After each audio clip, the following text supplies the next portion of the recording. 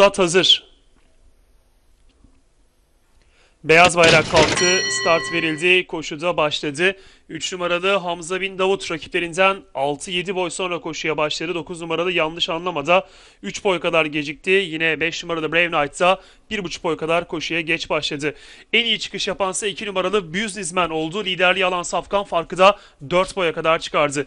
İkinciliğe 6 numaralı Dark Rain girmeye çalışıyor. Hemen içinde 7 numaralı Fly Wings var. Bunların 1,5 boy gerisinde içeride 1 numaralı Chiquita'yı izliyorum. Hemen sağ arasında dışta 8 numaralı Penny Song yer tutarken 2,5 boy kadar geride. Bariyer dibine yakın 4 numaralı Riri var. Bunun hemen dışına 5 numaralı Brave Knight geliyor ve bu şekilde safkanlar son 600 metreye doğru yaklaşıyor.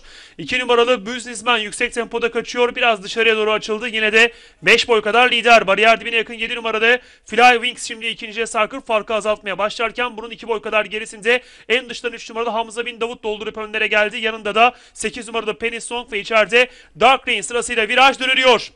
Son 400 metreye girildi. 2 numaralı Businessman pistin ortasında liderliğini koruma uğraşında ancak dışından 8 numaralı Penny Song atağa kalkarken en dış kulvara 5 numaralı Brave Knight geldi. Bariyer dibine de 6 numaralı Dark Rain dalıyor. Son 200 metre doğru farklar azaldı. En dış kulvardan kolay tempoda gelen 5 numaralı Brave Knight şimdi liderliği ele geçirdi. Hemen içine 8 numaralı Penny Song geliyor. Son 100 metre dışarıdaki 5 numaralı Brave Knight farkı 1 boya kadar çıkardı. 8 numaralı Penny Song'un atakları var. 5 numaralı Brave Knight koşunun lideri ve 5 numaralı Brave Knight kazanıyor. 8 numaralı Penny Song ikinci oldu. Üçüncülük içinde 7 numaralı Fly Wings ve 9 numaralı yanlış anlama fotoyu beraber geçti. Altılı Ganyan'ın ilk ayağını 5 numaralı Brave Knight Cem Şen'le kazandı.